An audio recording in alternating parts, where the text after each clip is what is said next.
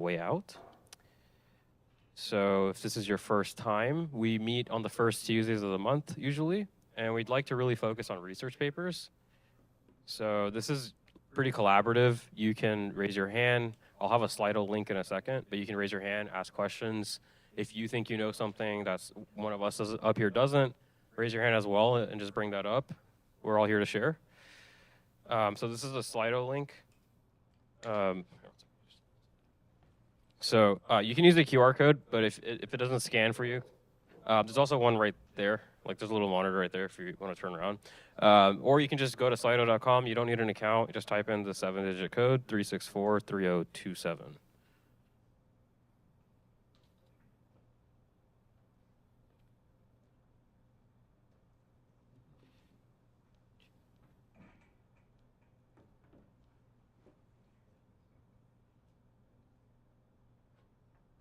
Okay, everyone good? All right, so we will get to the presentation now.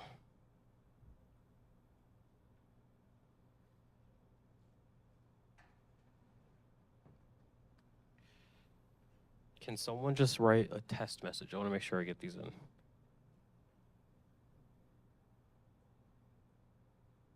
Great, okay, that works. Thank you.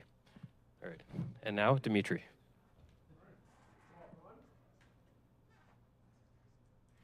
Hello, everyone. There we go. Now it's working. So today we're going to cover the paper that was called The Era of 1-Bit LLMs, which I get is not its technical name. I think it was like 1.58, but you know, who's counting the half bits anyway? So before we begin, I just have to give you a warning that this is an evolving area. So if you watch this pre-recorded, you might find that things have changed, opinions have changed in various ways that, you know, it's just hard to think about now, or maybe something I'm going to say during this talk is not accurate anymore. So you've been warned. And with that, let's go dive in. So part one is the science, really, which asks like, okay, what does it actually mean when I have an LLM that's a 1-bit LLM? And again, not exactly actually 1 bits, it's 1.58, and let's dive into it.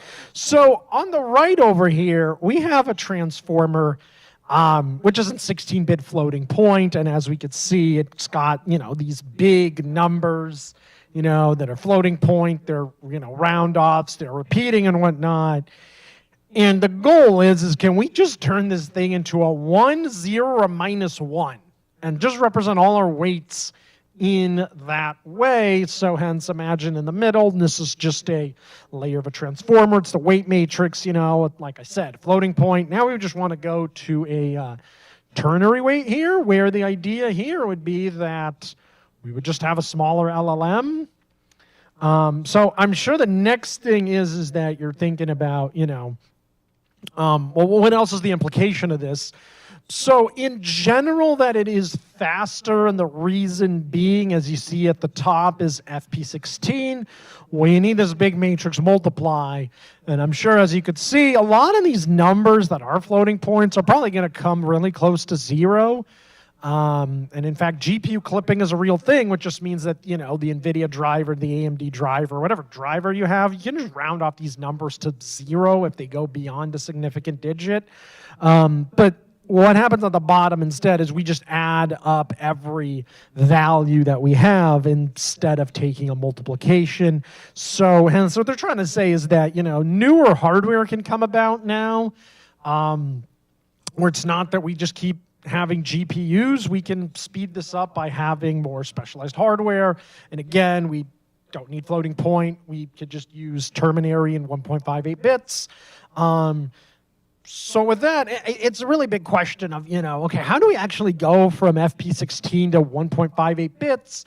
And they give you this function here where you do take the W prime here, and then we're going to round the clip. We take W, we divide it by gamma and add a tiny epsilon term, just so we're not ever actually dividing by 0, because that would break math. But we want to round it to -1 or 1, right? That's kind of where we want to get to. And you see this alpha and beta term, which And as I actually said, this is a bit of an oversimplification, as this section in the paper goes through kind of this idea of what's called the Q bits, where this is like the bits that we actually want to figure out of like the min and the max of our value. And this is network specific. So in other words, if I compute this for one transformer, I can't take these weights and apply it to another transformer. They're only for the one transformer. Another thing they go through the paper is that they actually do this like per every layer. They have their own values of A and B, and 1 over N and M. These are just constant terms where you pretty much essentially could think of it as like this is the N and an M is essentially the full dimension of the matrix. So if it's 5 by 3, the numerator is 12 because there's 12 values. We're just going to get the average. And again, this also, I recommend you read the paper for this. This is really a short paper here. They go through a bit more motivation and math here of just how do they actually find these values, what dimensions are they actually going to quantize.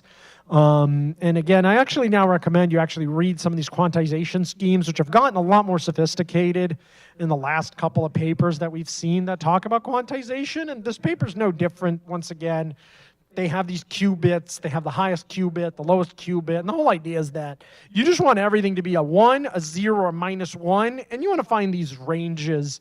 And another thing to also remember is while they do have to train a model with this, this is essentially done ahead of time, and then they try to essentially use this function here. So that's how they arrive at the qubits. So let's go to the next slide, which is thinking about benchmarks. So there's really a couple of benchmarks to go through. The first to think about is the size. The second one to think about is the memory. How latency is how fast it runs, and lastly is the perplexity number, which they give you. And so the first thing that we see is that, you have this, the size of this model, and that we see that just having 700 million parameters, is going to be 2 gigs of VRAM, but it's only about 800 megabits if you could just have 3 bits represent everything, or 1.58 here.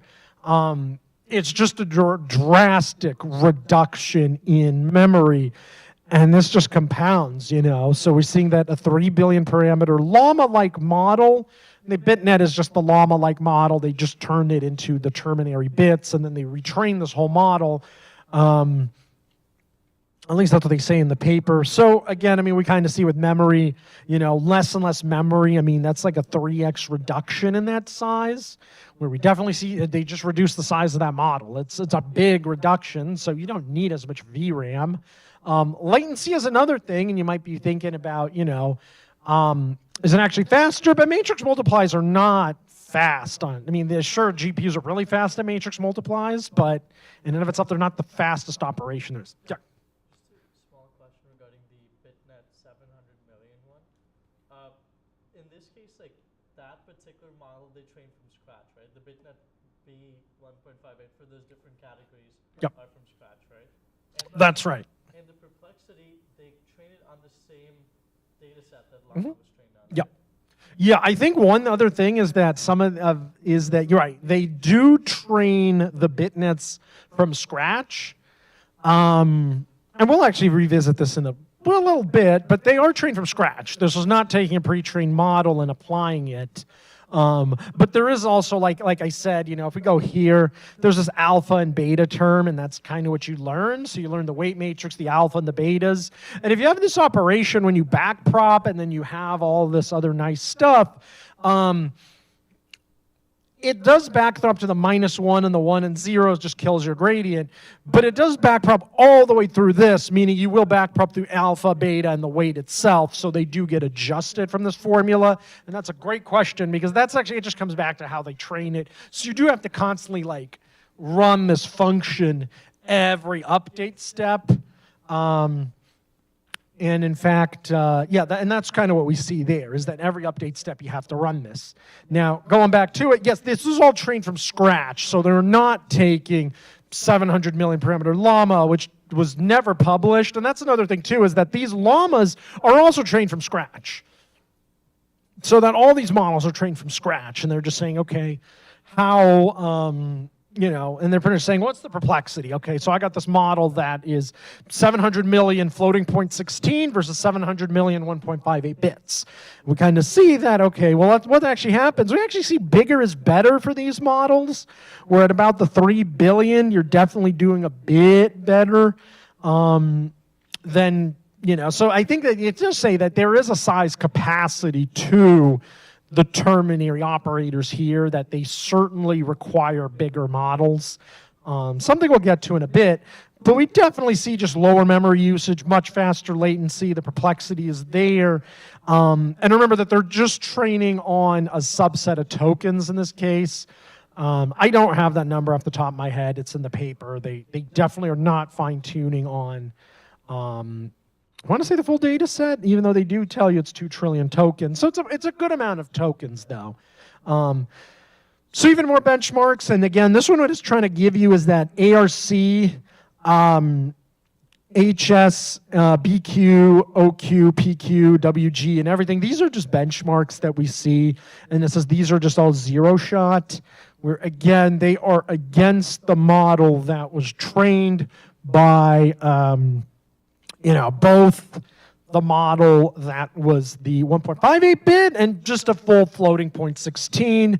And what we kind of do see, and remember, just the higher is better for a lot of these metrics, if not all. Well, it's all on this page. So we kind of see that, for some of these metrics that there is a loss in performance. Although the 3 billion model does seem to do better than the 1.35, so we definitely see bigger is better with these ternary bits, which we'll kind of get to in section 3 of this talk. But even more benchmarks, and again, this is stable LM, 3 billion, and they show you on the 2 trillion tokens. And they kind of give you this thing here where it kind of just shows that this does a bit better. And to just give you a comparison, Llama 270 billion on Pika is about 81, I want to say.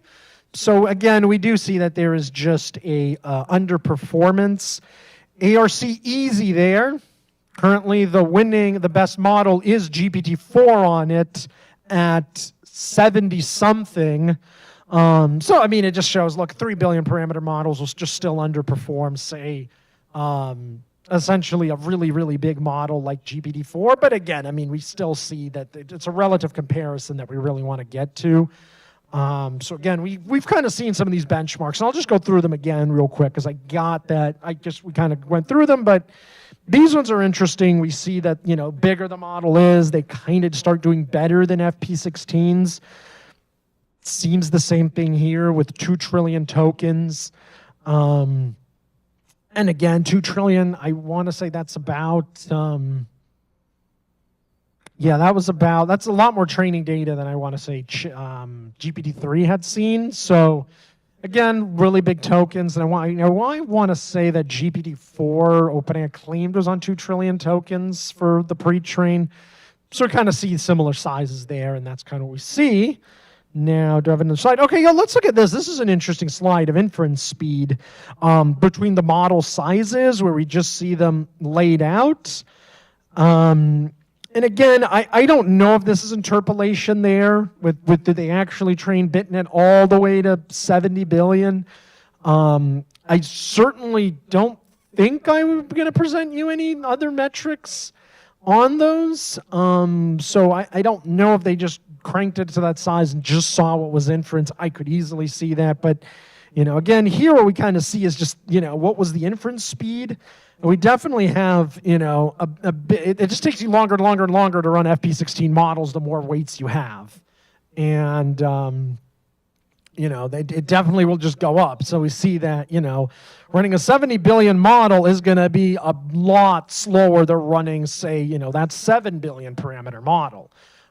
So there's definitely a speed performance. We see that BitNet scales just a lot better. If I just draw, see there's no cursor, but just to give you an idea, I mean, running that 70 billion BitNet model is equivalent to running a 13 billion parameter FP16 model in inference. So that's about what we can see. The 13 billion parameter models are small enough to fit on like a consumer GPU. So I'm talking about something like an RTX 3090. I get they're expensive, but they are generally available to consumers. And 13 billion models can be loaded. And again, looking at this memory footprint, it's the 70 billion BitNet is even smaller here than, it looks like it's the size of 7B, so 7 billion, which would essentially, so a 7 billion parameter model takes up, I want to say at FP16, about 18 gigs of VRAM or something like that. So again, if we were to look at that 70 billion parameter BitNet model, we could also just presume it would take about that much. So if BitNets were to take off, you could run 70 billion on consumer. So that would be a big shift. Again, I don't have metrics for 70 billion. But if any indication for the perplexities we've seen, it probably was going to reach something like, my guess would be a 34 billion parameter FP16 model. Energy consumption, this is a really interesting one here. And I really want to point out the slide on the left where it says llama, because you have to remember that llama has a matrix multiply. It has an add at the fully connected layer. And again, I also am going to argue that it's also underestimating the energy consumption of llama, as you have to remember. It does also have batch norm layers, so you have to scale and shift everything too per layer. That's not a free operation on a GPU. Where BitNet is just go add some numbers, and we see that the energy consumption is like a lot lower there. So you just need less energy for BitNets. And even on the right-hand side, we still will see that where, the 70 billion parameter model of a BitNet uses less parameters than a 1.3 billion parameter llama model. If you were to just imagine you fully train this thing to convergence, that's kind of what we see there, that, even the 70 billion with just the energy usage, it doesn't approach the FP16 models. And this is a very generous scaling. So I think there's a lot of gain just from an energy standpoint.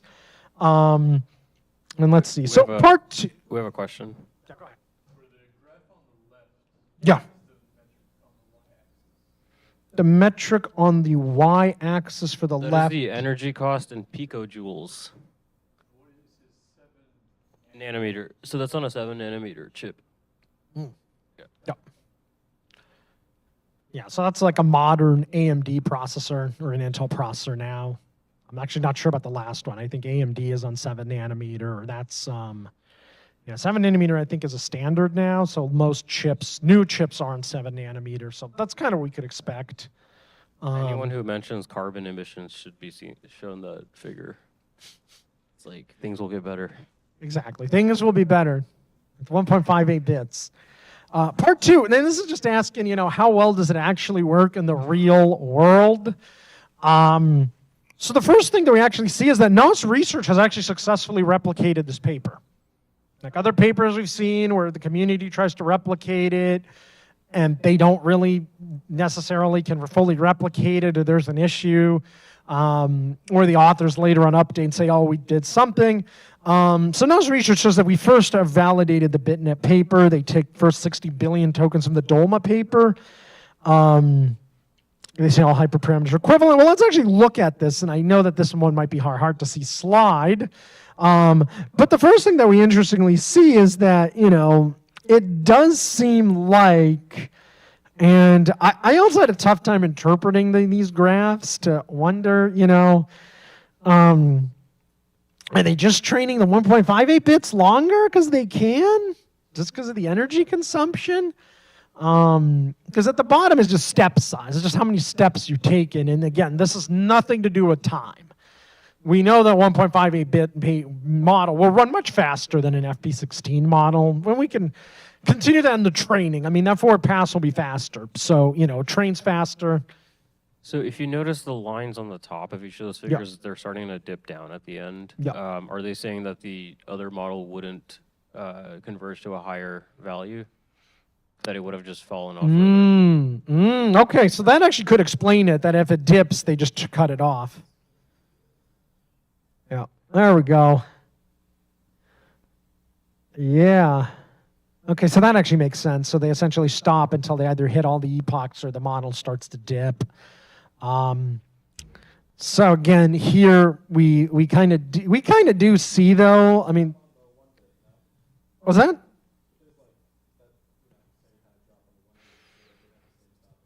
That's 1 billion. Yep. Yeah. Again, I don't 100% know how to interpret these. Alex has a question.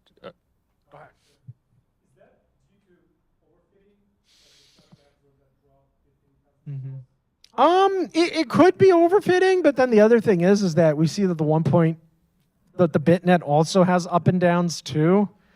So it would also be interesting then of why did they not stop that earlier? And in fact, I mean, if you look at like the QA norm, let me see if I can show you QA norm here. Whoops, Control Z that. Let's look at this guy down here. So what's interesting here is that he has two dips, where first he dips way down, then goes back up. That's an interesting bit there, no pun intended. But what's also interesting about the open book, though, QA length norm, is that it seems like that model does perform better than the 1 billion. And open book QA does let you use external resources, so perhaps these models are better for, say, RAG applications, where if you just have it in context, BitNets will perform just as well. It could be an interesting takeaway, too, then, if that is the case. Then, I mean, maybe these models are just really good for, like, retrieving lots of tokens, because you'd also have to remember, because you use less memory, that also means that the self-attention itself is less memory, so you could fit a lot more tokens into the BitNet, too. You know, just trivially, just fit more tokens, less memory, more spaces for your tokens. It should all work out. And so, yeah, let's put the play button. Yeah, so that's essentially what we see, which kind of seems consistent with the paper that we just saw, where, again, I mean, a lot of these, models, they shown that, yeah, there was a bit of an improvement with BitNet over, the bigger the better. Question is, do we actually see it here? I mean, we kind of do, where I think that on the benchmarks are kind of more competitive. And let's get to the third part. So this is just my take on this whole paper now. Rant. Yeah, there you go. So I guess my first issue is that you see a lot of people say, well, now that we have 1.58 bits, what does that mean? And I'd actually answer that we have not shown 1.58 bits is necessarily the way to go. All we've seen is perplexity metrics. We have not actually seen a large language model itself. Like, we have not seen a 70 billion BitNet model anywhere on, the chatbot arena, which is the ultimate test. I mean, we ultimately don't use large language models for perplexity. We use them for real-world tasks. And the question is where are these bigger models then? How come we're not seeing them? But again, I mean, I do think that this paper was just early to go publish. I think that the research group just had a cool idea. They knew that this was a hot topic. They just wanted to publish. They successfully have published it. They've successfully demonstrated there is something to this idea. There is definitely something here. But to say that this is mature, I think, is a leap. I think we need another paper or two to just fully showcase, like, if we had an instruct 1.58-bit model, what would be the capacity for instruct? What would the actual instruction approach? Because again, all models we see on ladder boards are, I mean, I don't actually know what format those models get run in. Like, what does OpenAI really run their models in? Are they in FP16? Are they in 8-bit? What about Anthropic Claude? Is it quantized? I mean, these are all hard questions to answer due to the nature of closed APIs. So I guess if we look at Mistral, which is an open source model, I want to say they say FP16. I also want to say Llama 2 family models are in FP16. Or FP32. So we do know FP16 works, FP32 works. We know 8-bit does work. We know lower than 8-bit does have issues with following prompts. There are people who put out what's called the GGUF format. So in Llama CPP, you can just load the 2-bit, 4-bit, 6-bit, 2-bit, 4-bit, 5-bit, 6-bit, 8-bit.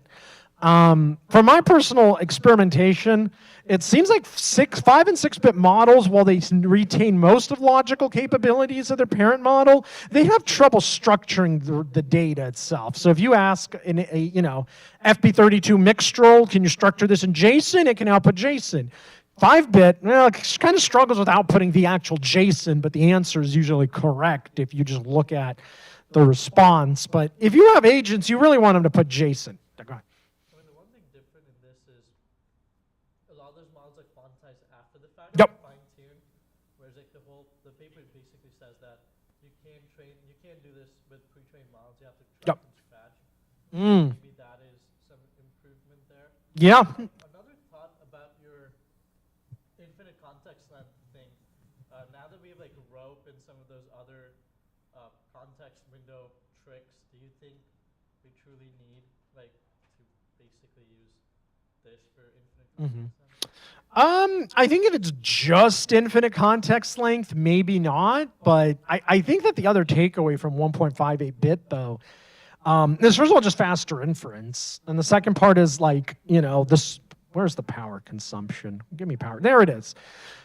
So to give you this idea, I mean, if you use 71 times less energy, like you could just fit this LLM onto your phone without it killing your phone. Or imagine, you're running a PlayStation 2 where Sony has famously said that 125 watts are reserved for the main APU on board. And then another 20 watts is just reserved just for it to boot up its SSD.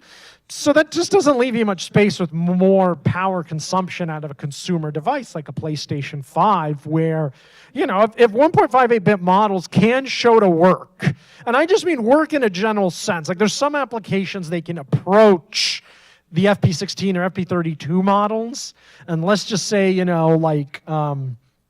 if we're just to believe this, where we say open book QA, this thing works great.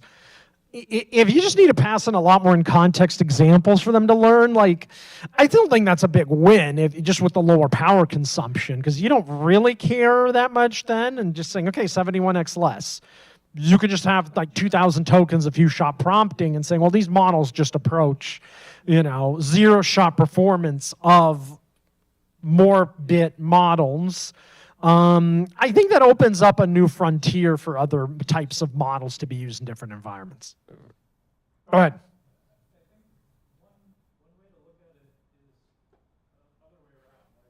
Mm.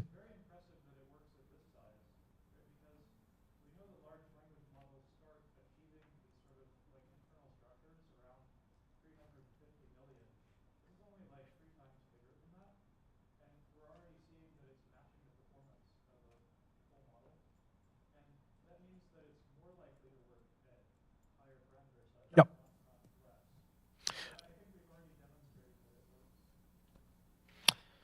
Yeah, I would say that I'm in agreement with mostly what you're saying, that there is a lot of demonstration that there's a lot there and that this is working in some capacity. I think my biggest point, though, was that, are some of these benchmarks good enough necessarily? Where we do see a lot of tiny models, they hit great benchmarks only for you to prompt them and ask them some task, and they just don't seem to complete it.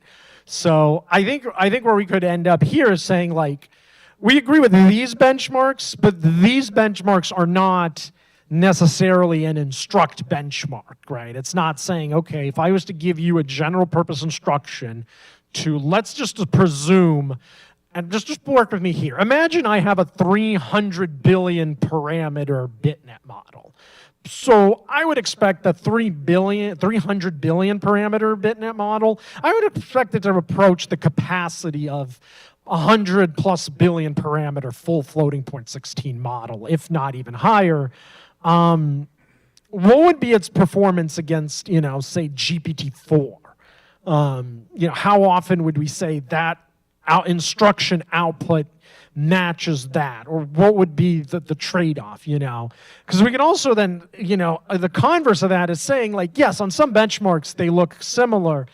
What about general purpose instruction following, where everyday users are not asking a simple, like, you have a passage, for example, it's like in one of these examples, I think it's in Pika, where it's something like, so something like Tony Montana threw the game-winning, touchdown in the 1984 Super Bowl. The question is, who threw the game-winning touchdown?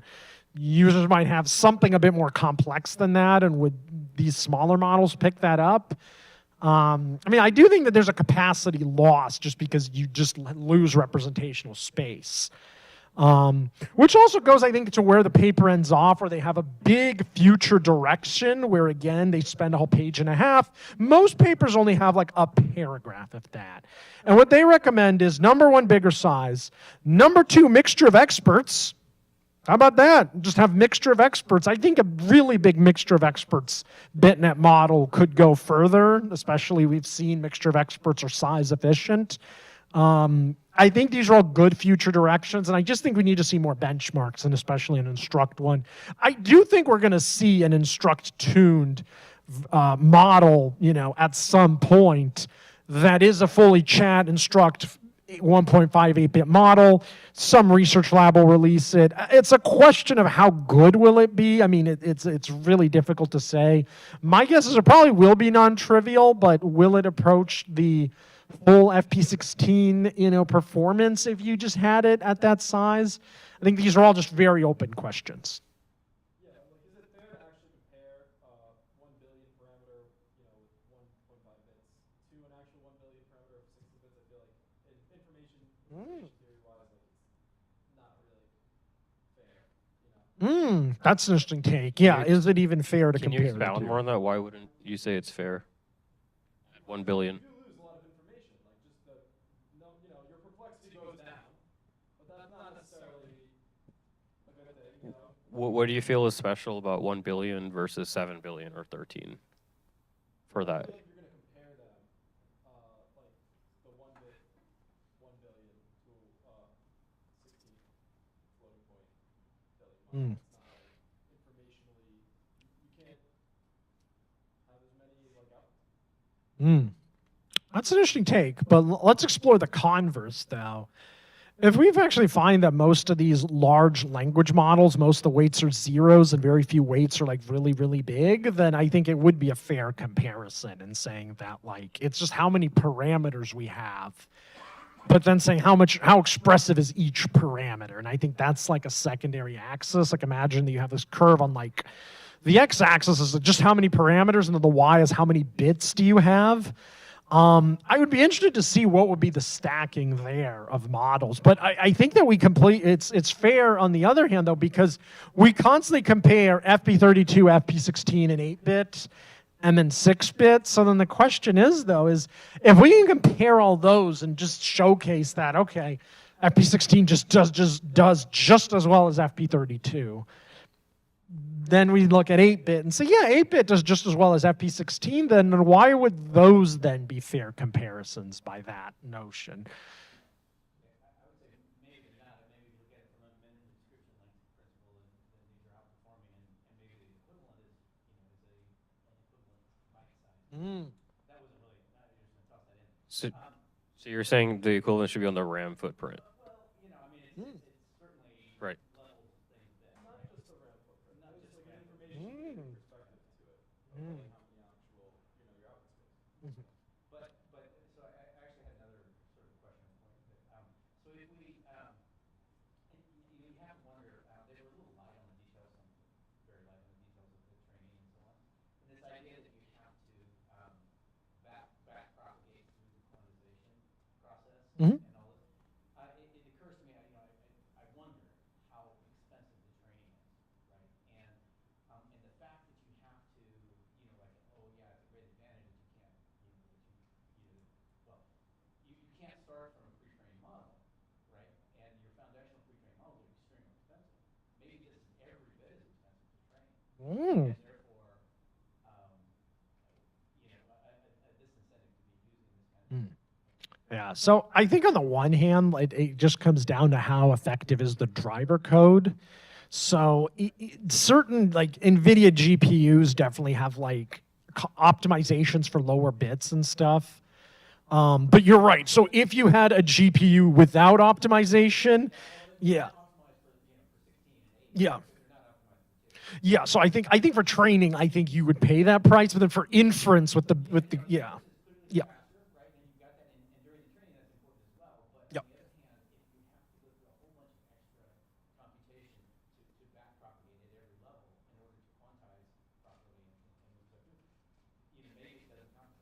Yeah. Yep. One in the back.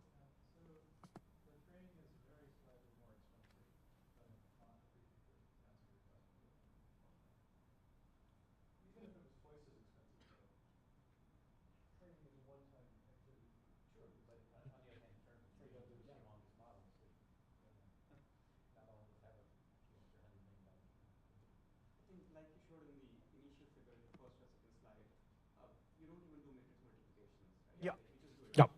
So maybe the hardware, and like the figure also says, right? Mhm. The hardware is because of all the processing that has been done, all the hardware is optimized for matrix multiplication. But this is Mm. a different hardware too. You have specialized hardware Yep. to be optimized for this, and then it Yep. really follows the magnitude. Yeah, then that's a great point.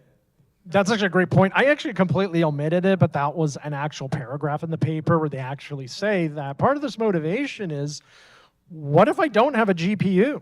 Like I have CPU. We actually know that in the bottom, like CPUs are much faster at the bottom than the top. And again, you can also build a general purpose ASICs just processor just with the bottom a lot cheaper than you can with the multiplication and use a lot less power. So that is a point that they're making, that could there be new AI accelerators that are not dependent on FP16s and FP32s? Because the other thing is if you have those kind of floating point numbers, you then have to have like certain types of RAM on your system. Like there's a reason why NVIDIA's moving to HBM3 for all their new GPUs over, say, DDR VRAM. There's a very good reason, and that's just because if you have 16 bits, you have 32 bits. Like you have to roll over all those bits per operation on those devices, where if you do just have 1.58 bits, the memory clocks could be also more optimized. I mean, this is all something the paper kind of mentions. I mean, they don't go in as detail as the answer I just gave, but that is a very big consideration they also do talk about in the paper. But you still go, you have the simple formula with the little epsilon, like you still need floating points. That's more for training. Yeah, that's in the training. Yeah, yeah. So once this is done, you could just save your model as, in this case, on the bottom here, where that's just your matrix. Like you open it up, there's ones, zeros, and minus ones throughout the matrix, and that's how your model will look like. Why is it 1.58 and not 1.5 or just 1? Yeah, they say it's because you need to store the minus 1 bit, and they kind of go through this math of like, 3. It's like, I think it's like, yeah, it's the log of 3 is 1.58. They're using -1, 1, and 0. So Yep. 3 different bits that Yep. the weights can take. Oh, sorry. Did they do any benchmark of, because you brought up a fantastic point. Yep. If you don't need to do matrix multiplication at inference time, then you could potentially just run the model on a CPU. CPU Mhm. additions are really optimized already. Did they do any any benchmarks on GPU versus CPU inference? I don't think they did. I think this is all just like GPU inference that they're showing you, and they're saying that like it is faster just because NVIDIA GPUs do have faster multiplication stuff like that and addition stuff. I mean, there are like optimal subroutines that CUDA has in the core in its kernels.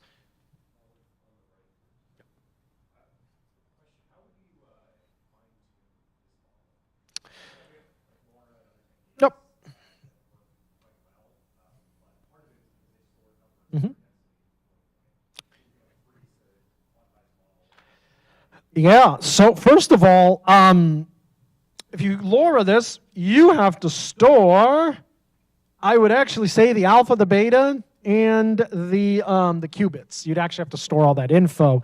Or your LoRa would need to pull out and find its own alpha, beta, and qubits, which I think now we could ask is how much data would you need to find it? So I think that, it's possible that if you did have really small data regimes, LoRa could fail for that reason, that you just don't find good qubits anymore.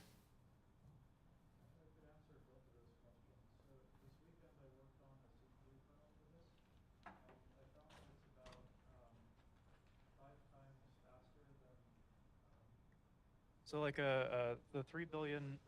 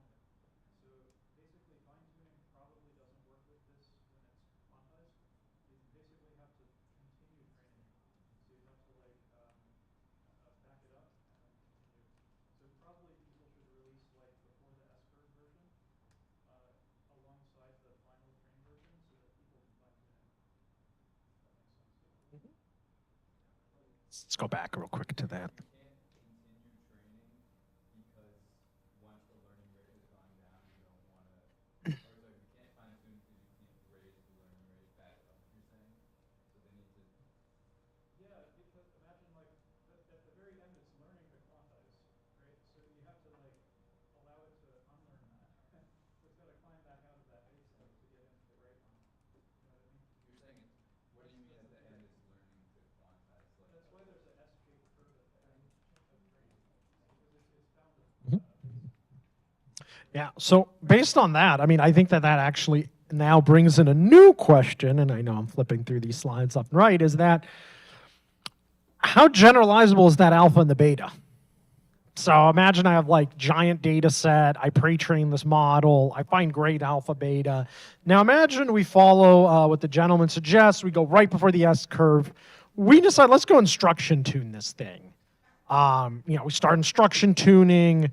So the next question is, do we keep that alpha and beta, or do we want to find a new set of alphas and betas on the SFT data set? I don't know, do you have any intuition on that one?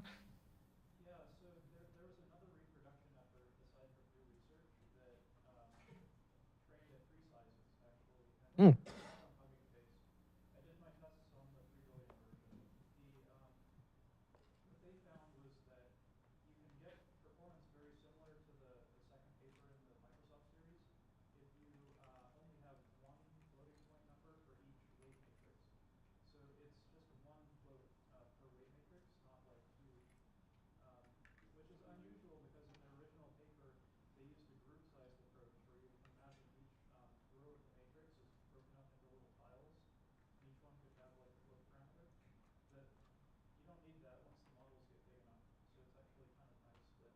Mm.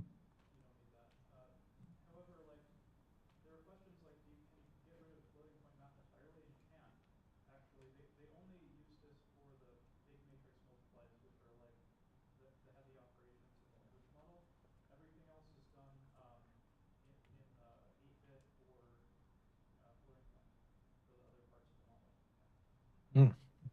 So does that mean that there's like hybrid models where essentially you're, key value query and those are all essentially 1.58?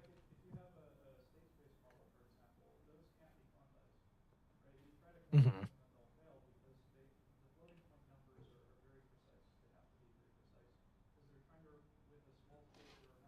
Yep.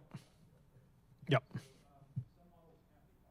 Yeah, that is true. So I think the other thing is like recurrent models. The really small floating points actually help you like retain the gradient because they do have vanishing gradient. And one very big win for the transformer, they don't have vanishing gradients.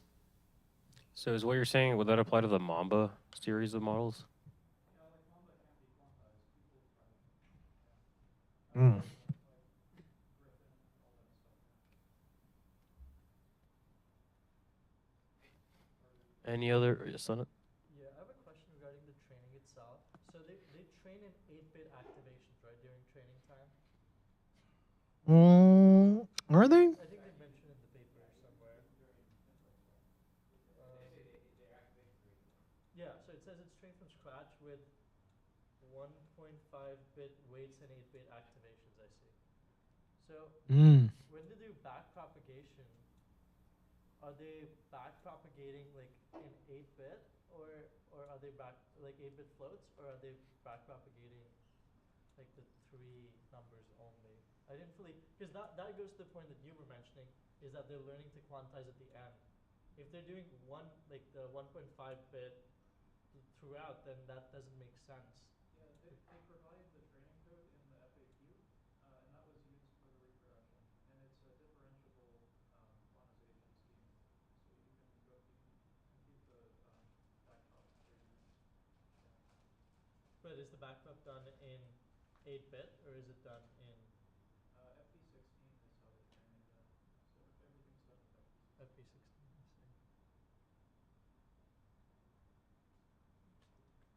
I see. There's a common theme here called the straight-through estimator, where like when you evaluate it forward, you quantize, but when you take the backprop, you're doing it with floating point numbers, and it works for a lot of different things.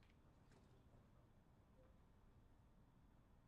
Okay, so during forward prop you quantize, and then during back prop you're using full FP16. Yeah, exactly. Right.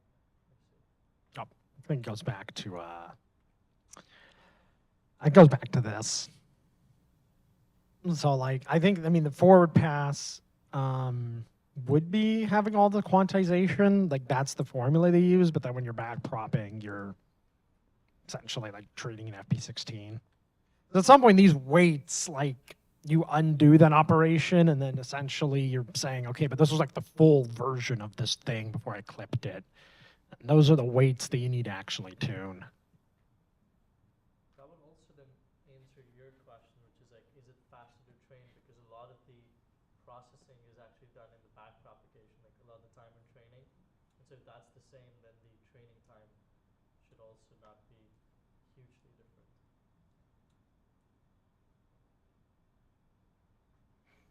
Darn. I guess that's what happened to the 70 billion parameter model.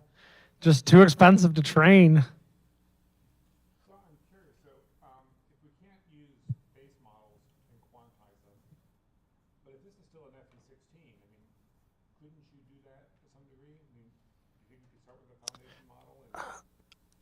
Yeah, so there is a framework that's now part of Hugging Face called automatic weight quantization, which does use perplexity to train a model and then it quantizes them. But those are just a lot less aggressive. I mean, those are looking at something like an 8-bit model that they'll quantize to, where a lot of the GGUF quantizer into much smaller bits go all the way to like 2 bits, and those are post-train quantization. So there does seem to be some quantization schemes that do work that either are post-training or they are designed to train a model and then check quantization essentially. But I think with this though, I think if we're seeing that the training curves are different, that's probably why you can't do this to a model once it's been trained. Because I think that your representation space looks very different then.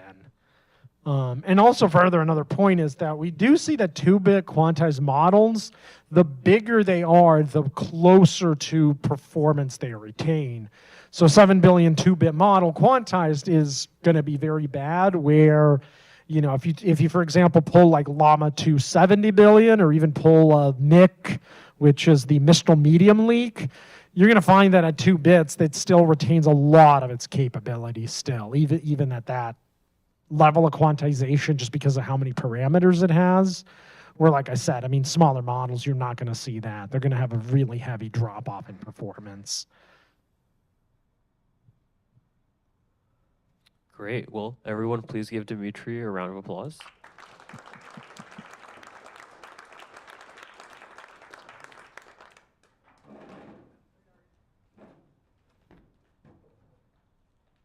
All right, so you're welcome to stay here. It is 8:05, so you have 45 minutes to hang out here and chat. At 8:50, we will be heading out and going over down a block to Higbee's. It's very, very close by. You'll just have to follow me. There's some other communities and groups in the Austin AI community, of course. So one of them is the AICX community. So they also aggregate and post our updates as well, as long as some other ones. So if you want to subscribe to this one, it'd be good to stay abreast of things. Give y'all a second. See some phones coming out.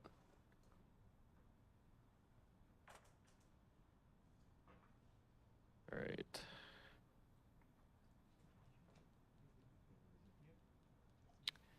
And then next week, I think it's Thursday. Yes, Thursday, April 11th. There's another meetup group called AI Product Collective. They're doing a social hour. So we're just gonna blend our monthlies with theirs this month, see how that goes. QR code's posted up. This is also on Meetup. So again, it's 7 to 9 p.m. at Lazarus on Airport on Thursday the 11th.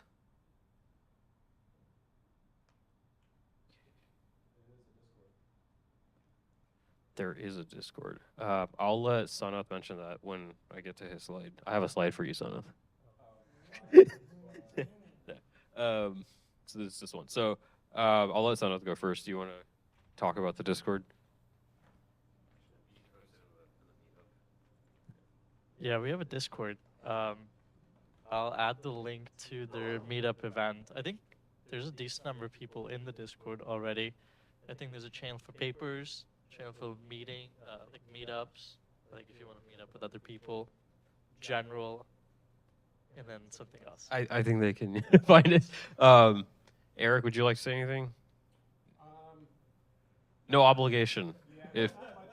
We had at the airport bar event last month. There was a good showing here, so I think it's a really good idea for us to just kind of join some other AI events and just say hi to everyone. So look forward to catching people next week there too. okay, I don't think we have Jason or Jake today. But yeah, so this is Austin Deep Learning. If this is your first time, welcome. If you're a regular, welcome again. So we're sponsored by Capital Factory and Antler, and we mostly look for anyone in the community who's doing research or has read some really good papers and wants to give perspective. So if you'd like to give a talk, just talk to me or Sanath or Eric afterwards. And thank you again to Capital Factory for hosting us. But with no further ado, we'll just open up the room now. Y'all can all hang out. Thanks.